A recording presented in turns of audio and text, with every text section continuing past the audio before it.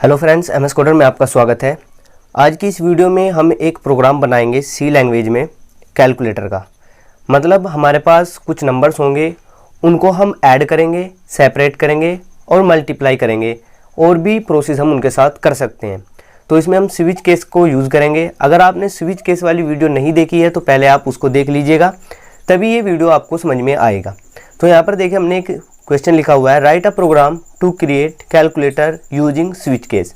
मतलब switch case को use करके हमें एक कैलकुलेटर को क्रिएट करना है, कैलकुलेटर का प्रोग्राम लिखना है। तो यहाँ पर आप देख सकते हो कि हमने यहाँ पर एक प्रोग्राम लिखा हुआ है। तो चलिए अब हम इसके फ्लो को समझते हैं। यहाँ पर हमने मेन फंक्शन से स्टार्ट किया है। आप इससे पहले जो हेडर फाइल्स होते हैं उनको यूज़ कर लीजिएगा।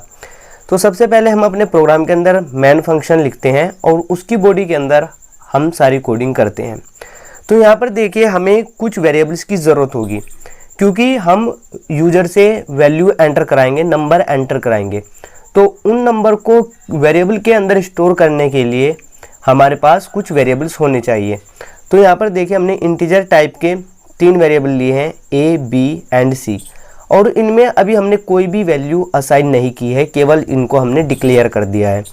और यहाँ पर हमने क्या किया है, कैरेक्टर टाइप का भी एक वेरिएबल लिया है, जिसको हमने डिक्लेयर ही किया है, इनिशियलाइज नहीं किया है।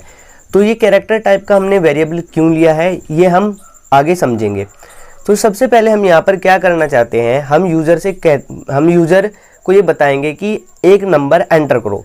तो यूज़र को बताने के लिए हमें एक मैसेज प्रिंट कराना होगा, और मैसेज प्रिंट करने के लिए हमारे पास एक फंक्शन होता है प्रिंटफ फंक्शन। और इसके अंदर यानी कि जो इसकी ब्रैकेट होती है, इसके ब्रैकेट में डबल कोमाज में हम जो भी लिखते हैं वो आउटपुट स्क्रीन पर एज इट इज़ प्रिंट हो जाता है। तो यहाँ पर हमने मैसेज लिखा है एंटर फर्स्ट नंबर।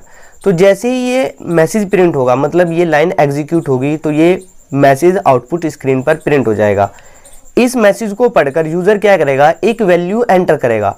वो वैल्यू हमें कहाँ पर स्टोर करनी है, इस वेरिएबल के अंदर स्टोर करनी है। तो वैल्यू को वेरिएबल के अंदर स्टोर कराने के लिए हमारे पास कोई फंक्शन होना चाहिए, जो फंक्शन क्या करेगा, उस वैल्यू को वेरिएबल के अंदर स्टोर कर देगा। तो यहाँ पर हमारे पास एक फंक्शन होता है स्कैनएफ, यहाँ पर एफ है, स्कैनएफ। स्कैनएफ को हम किस तरह से यूज करते हैं, देखिए इसकी ब्रैकेट के अंदर हम यहाँ पर डबल कोमाज के अंदर फॉर्मेट स्पेसिफायर लेते हैं। यहाँ पर हमने %d यूज किया है, क्योंकि जो वेरिएबल है वो इंटीजर टाइप का है। और फिर कोमा से सेपरेट करते हुए हम उस वेरिएबल का नाम लिखते हैं जिस वेरिएबल के अंदर हम वैल्यू को स्टोर कराना चाहते हैं। तो यहाँ पर हमने लिखा है ए। तो यहाँ से क्या होगा, जैसे ही यूज़र एक वैल्यू एंटर करेगा, एक नंबर एंटर करेगा, वो क्या करेगा, ये स्कैनएफ वेरिएबल ए के अंदर स्टोर कर देगा। तो फिर जैसे ही ये लाइन एग्जीक्यूट हो जाएगी तो फिर ये लाइन एग्जीक्यूट होगी। यहाँ पर भी हमने देखिए क्या किया है, प्रिंट एफ के अंदर डबल ब्रैकेट में डबल कोमाज के अंदर हमने एक और मैसेज लिखा हुआ है, एंटर सेकंड नंबर, यानी कि दूसरा नंबर एंटर करने के लिए हम यूज़र से कहेंगे। तो यूज़र जैसे ही दूसरा नंबर एंटर करेगा वो कहाँ पर स्टोर हो जाएगा, बी के अंदर। तो यहाँ पर हमने स्कैनएफ में क्या लिखा है, स्कैनएफ डबल कोमाज के अंदर लिखा है फॉर्मेट स्पेसिफायर, और उस वेरिएबल का नाम लिख दिया है जिसके अंदर हमें वैल्यू एंटर करनी है। आई होप कि यहाँ तक आपको समझ में आ गया होगा। तो यहाँ तक आते आते हमारे पास क्या होगा, वेरिएबल ए और बी के अंदर हमारे पास वैल्यू आ चुकी है। अब हमारे पास 2 वैल्यू आ गई है। अब हमें क्या करना है, उन पर ऑपरेशन परफॉर्म करना है, मतलब उनको आपस में ऐड करना है, सेपरेट करना है या मल्टीप्लाई करना है। वो हम यूज़र के ऊपर छोड़ देते हैं कि यूज़र क्या करना चाहता है। तो यहाँ पर हमने नेक्स्ट लाइन में लिखा है प्रिंटफ, और इसके डबल कोमाज के अंदर लिखा है एंटर चॉइस। जैसे ही लाइन एग्जीक्यूट होगी, ये जो प्रिंटफ है एग्जीक्यूट होगी, इसके अंदर जो भी हमने लिखा है या आउटपुट स्क्रीन पर प्रिंट हो जाएगा। तो वहाँ पर क्या प्रिंट होगा, enter choice plus minus multiplication. मतलब हम यूज़र को ये बताना चाह रहे हैं कि अगर आप ये चाहते हो कि 2 नंबर का सम हो तो आप प्लस को एंटर करो, अगर आप सेपरेशन करना चाहते हो तो माइनस का साइन एंटर करो, अगर आप ये चाहते हो कि जो नंबर आपने एंटर किए हैं उनका मल्टीप्लाई हो तो आप क्या करो, मल्टीप्लिकेशन का साइन एंटर करो। तो इनमें से जैसे ही कोई भी साइन यानी कि कोई भी ऑपरेटर यूज़र क्या करेगा, एंटर करेगा, तो उसको हमें क्या करना है, एक वेरिएबल के अंदर स्टोर करना है। तो उसको हमें किस वेरिएबल के अंदर स्टोर करना है, क्योंकि यहाँ पर हमारे पास 2 वेरिएबल के अंदर वैल्यू आ चुकी है। अब हमारे पास 2 ही वेरिएबल बचते हैं, एक इंटीजर टाइप का और एक कैरेक्टर टाइप का। तो देखिए हमेशा याद रखिए, जो ऑपरेटर्स होते हैं वो कैरेक्टर की कैटेगरी में आते हैं। तो यहाँ पर जो भी यूज़र एंटर करेगा वो कहाँ पर स्टोर होना चाहिए, कैर टाइप के CH के अंदर, यानी कि CH का मतलब है यहाँ पर चॉइस। ठीक है, तो जैसे ये लाइन एग्जीक्यूट होगी, इस मैसेज को यूज़र पढ़ेगा तो वो क्या करेगा, इनमें से कोई भी एक ऑपरेटर एंटर कर देगा। वो ऑपरेटर कहाँ पर स्टोर करना है, CH के अंदर। तो यहाँ पर हमने स्कैनफ के अंदर लिखा है फॉर्मेट स्पेसिफायर। अब की बार यहाँ पर देखिए हमने क्या यूज किया है, %C। यहाँ पर हमने %D यूज नहीं किया है। %C हमने क्यों यूज किया है, क्योंकि अब की बार जो यूज़र ने एंटर किया है वैल्यू वो एक कैरेक्टर टाइप का है, तो यहाँ पर हमने इसीलिए %C यूज किया है और फिर कोमा से सेपरेट किया है और फिर उस वेरिएबल का नेम लिख दिया है जिसके अंदर हमें उस वैल्यू को स्टोर करानी है। तो यहाँ तक आते आते हमारे पास फ्रेंड्स 2 नंबर आ चुके हैं और यूज़र ने जो ऑपरेटर एंटर किया है वो आ चुका है। तो अब हम अपना लॉजिक लगाते हैं कि अब हम कैलकुलेटर कैसे करेंगे, मतलब कैलकुलेट कैसे करेंगे। तो यहाँ पर देखिए हमने स्विच केस को स्टार्ट किया है। यहाँ पर हमने स्विच कीवर्ड लगाया है। आई होप कि आपको पता होगा कि स्विच केस को हम अपने प्रोग्राम के अंदर किस तरह से यूज़ करते हैं। अगर आपको नहीं पता तो मैं आपको रिकमेंड करूँगा कि डिस्क्रिप्शन बॉक्स में स्विच केस की जो वीडियो है उसका लिंक मैंने डाल दिया है, आप उसको वहाँ से पहले देख लीजिएगा। तो स्विच के अंदर हमने क्या किया है, यहाँ पर ब्रैकेट में CH यूज़ कर लिया है। ठीक है, ये जो CH यहाँ पर हमने लिखा था, CH में जो वैल्यू हमने स्टोर करी थी ये वाली हमने यहाँ पर ले ली है। तो जैसे ही यहाँ पर CH के अंदर जो वैल्यू होगी, यहाँ पर हमने क्या किया है, देखिए स्विच की बॉडी के अंदर हमने सारा प्रोसेसिंग लिखा है। तो सपोज कीजिए कि यूज़र ने जो वैल्यू एंटर की है, पहली जो नंबर एंटर किया था, सपोज कीजिए जो A के अंदर है वो 5 है और B के अंदर जो उसने एंटर किया था वो 4 है, और जो उसने अपना चॉइस एंटर किया था, मतलब जो ऑपरेटर्स उसने एंटर किया था वो एंटर किया था उसने मल्टीप्लिकेशन का। तो यहाँ पर CH की वैल्यू क्या है, मल्टीप्लिकेशन। तो कंपाइलर क्या करेगा, स्विच की बॉडी के अंदर एंटर करेगा और केस के आगे, यानी कि जो केस कीवर्ड है और फिर यहाँ पर स्पेस है और फिर यहाँ पर देखिए हमने कोमाज के अंदर, सिंगल कोमाज के अंदर ऑपरेटर्स यूज़ किए। तो कंपाइलर क्या करेगा, यहाँ पर जो CH की वैल्यू है उसको इन ऑपरेटर से मैच कराएगा। तो यहाँ पर CH की वैल्यू कितनी है, CH की वैल्यू क्या है, मल्टीप्लिकेशन का साइन है और यहाँ पर क्या है, प्लस का साइन है। तो ये मैच नहीं होगा, तो कंपाइलर क्या करेगा, नेक्स्ट वाले केस पर आएगा और यहाँ पर फिर से मैच कराएगा। यहाँ पर देखिए माइनस का ऑपरेटर है और CH की जो वैल्यू है वो क्या है, मल्टीप्लिकेशन का साइन है, तो यहाँ पर भी मैच नहीं होगा।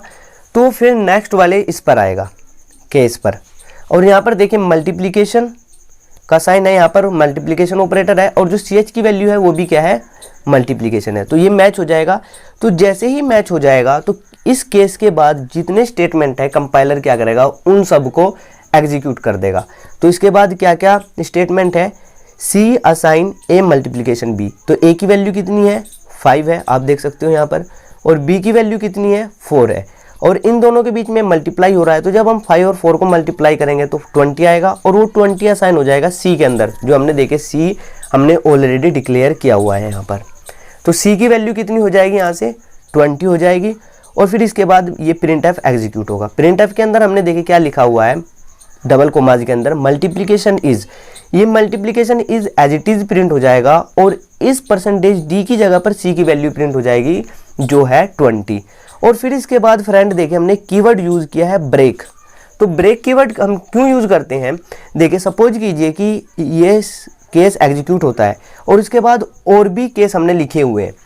तो अगर हम यहाँ पर ब्रेक कीवर्ड यूज़ नहीं करेंगे तो इस केस के बाद जितने भी केस होंगे वे सारे क्या हो जाएंगे, एग्जीक्यूट हो जाएंगे।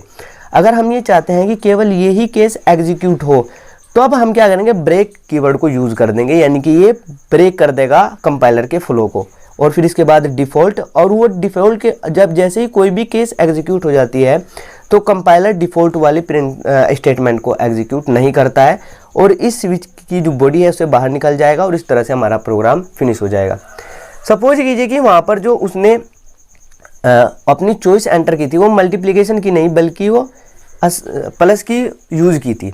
तो कंपाइलर क्या करेगा, स्विच की बॉडी के अंदर एंटर करेगा और यहाँ पर देखिए CH की जो वैल्यू है वो अब की बार प्लस है, तो वो यहाँ पर देखिए मैच करेगा। इस केस के आगे जो हमने कांस्टेंट लिखा हुआ है इस कांस्टेंट को इसकी वैल्यू से मैच करेगा।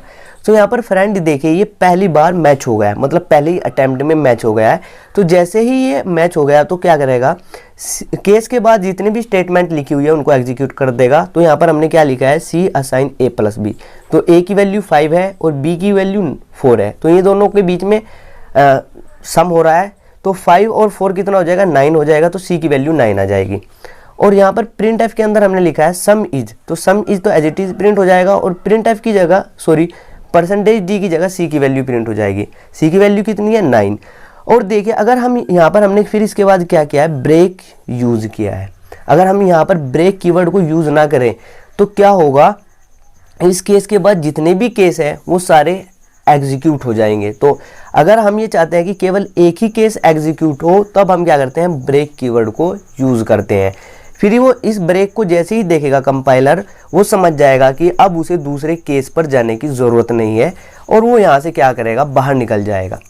सपोज कीजिए कि यहाँ से जो यूज़र ने एंटर किया है वो इन तीनों में से कोई भी एक ऑपरेटर एंटर नहीं किया है, उसने कोई ऐसी वैल्यू एंटर कर दिया है @ या फिर हैश का सिंबल इस तरह का कर दिया है, एंटर कर दिया है। तो कंपाइलर क्या करेगा, सपोज कीजिए कि अब की बार ch की वैल्यू क्या है, @ है। तो कंपाइलर स्विच की बॉडी के अंदर एंटर करेगा और केस के आगे जो कांस्टेंट लिखा हुआ है इससे इसको मैच करेगा। तो यहाँ पर मैच नहीं होगा। फिर इसी तरह यहाँ पर आएगा, यहाँ पर माइनस का साइन है और यहाँ पर @ है, ये भी मैच नहीं होगा। और फिर यहाँ पर देखिए मल्टीप्लिकेशन का साइन है और यहाँ पर @ है, तो ये भी मैच नहीं होगा। तो फिर जब कोई भी मैच नहीं होगा तो कंपाइलर क्या करेगा, डिफ़ॉल्ट के यहाँ पर आएगा और यहाँ पर जो हमने स्टेटमेंट लिखी हुई है उसको एग्जीक्यूट करेगा। तो यहाँ पर हमने क्या स्टेटमेंट लिखी हुई है, एंटर वैलिड चॉइस, मतलब कोई ऐसी चॉइस एंटर करो जो हमने यहाँ पर लिखी हुई है, जो हमने यहाँ पर ऑपरेटर्स दिए हुए हैं उनमें से कोई एक एंटर करो। तो हमारा एक कैलकुलेटर का प्रोग्राम हर सिचुएशन के लिए बेनिफिट है, मतलब हर सिचुएशन के लिए सही है। चाहे वो इनमें से एंटर करे, अगर वो इनमें से किसी एक को एंटर करता है तो जो वो चाहता है उसके अकॉर्डिंग आउटपुट मिलेगा, और अगर वो कोई दूसरी वैल्यू एंटर कर देता है तो उसे क्या मैसेज मिलेगा, enter valid choice. I hope कि ये प्रोग्राम आपको समझ में आया होगा। और अगर इस प्रोग्राम से रिलेटेड आपके माइंड में कोई डाउट हो तो प्लीज़ कमेंट सेक्शन में ज़रूर कमेंट कीजिएगा। और अगर अभी तक आपने MS Coded चैनल को सब्सक्राइब नहीं किया है तो प्लीज़ ज़रूर सब्सक्राइब कर दीजिएगा। Thanks for watching.